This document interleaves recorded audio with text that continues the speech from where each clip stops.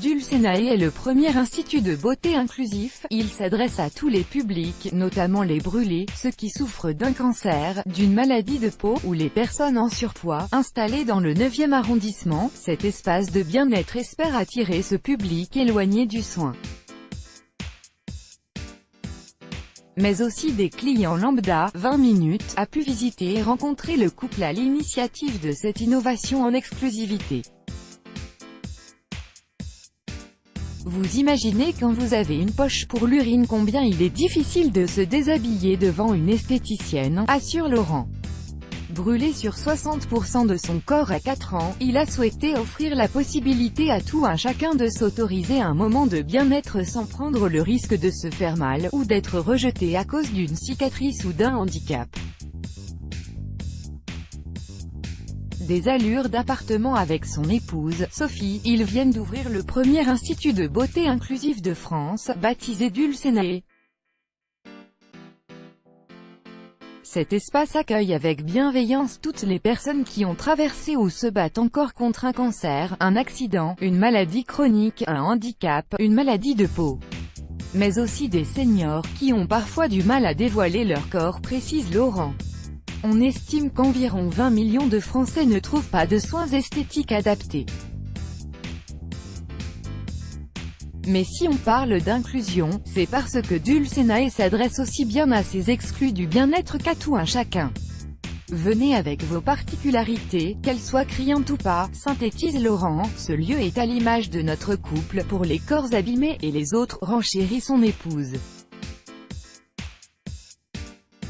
Dans le salon de beauté Dulcenea, les patients, quelles que soient leurs problématiques, peuvent venir prendre soin d'eux et demander des prestations adaptées.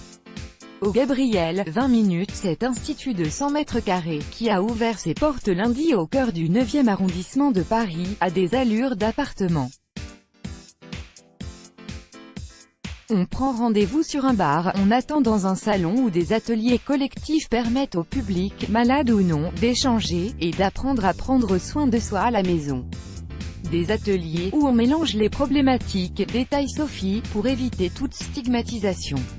Dans les 2 cabines de soins, des tables larges permettent d'accueillir des personnes en fauteuil roulant et des miroirs en triptyque peuvent être fermés. Oh!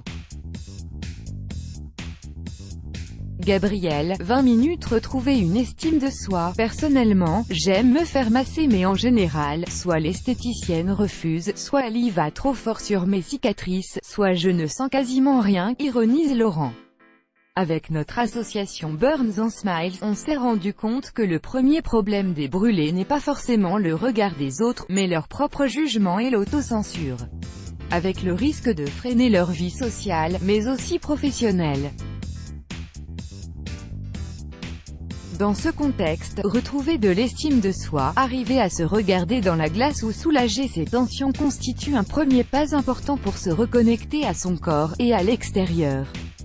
Pourtant, l'offre était jusque-là inexistante. Après l'hôpital, il n'y a plus aucun accompagnement sur le bien-être, regrette Laurent. Pire, on a goûté à des soins adaptés, et soudain plus rien. On prend conscience en venant ici que le corps a beaucoup souffert. Marie-Noël ressort d'une heure de massage en souriant. C'est la première fois qu'on touche mon corps depuis les traitements, reconnaît la sexagénaire. Depuis 1 an, elle se bat contre un cancer du sein. Après des mois de chimio, radio, hormonothérapie et un temps, je suis dans la phase de reconstruction.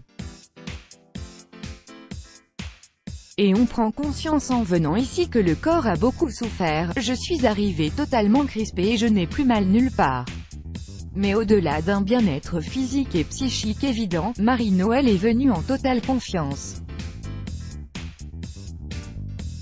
Quand je vais faire une manucure, en général je viens avec mon vernis prescrit par l'hôpital et mon dissolvant, explique-t-elle, mais ici, tous les produits sont adaptés et les socio-esthéticiennes en connaissent plus de moi, sourit Marie-Noël. Qui ni une, ni deux, reprend rendez-vous pour une manucure. Marie-Noël est venue ce jeudi pour 1 heure de massage. À peine sortie, convaincue, elle reprend rendez-vous pour une manucure. Oh! Gabriel, 20 minutes matériel et produits adaptés pour n'exclure personne, chaque détail compte. Une personne en surpoids peut s'y faire masser grâce à des tables larges et solides. Un client en fauteuil roulant peut accéder à la cabine de soins PMR et se dévêtir à l'abri des regards grâce à un rideau. Des lumières à la playlist modifiable, tout a été pensé pour adapter les soins à toute exigence. Ici, on ne parle pas de patients, mais de clients.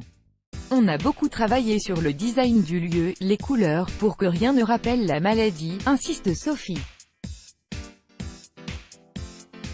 On a installé des miroirs en triptyque, pour pouvoir les refermer si la personne ne supporte pas de se regarder. Autre gageure, trouver des produits cosmétiques adaptés à toutes sortes de contre-indications, sans acétone, huiles essentielles, parabènes ou même parfums, des soins solidaires. Mais sinon, la carte ressemble étrangement à celle d'un institut classique. Même les prix, 1 heure de massage pour 80 €, les initiateurs l'assurent, rester accessible faisait partie du projet, d'autant plus que la maladie fragilise financièrement, ajoute Sophie.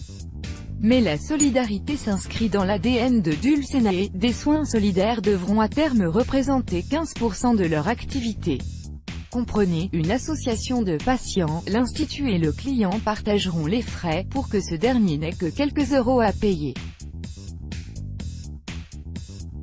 Laurent, brûlé sur 60% de son corps, et Sophie ont décidé d'ouvrir à Paris le premier institut de beauté inclusif, qui accueille des publics éloignés des soins, brûlés, malades, personnes en surpoids.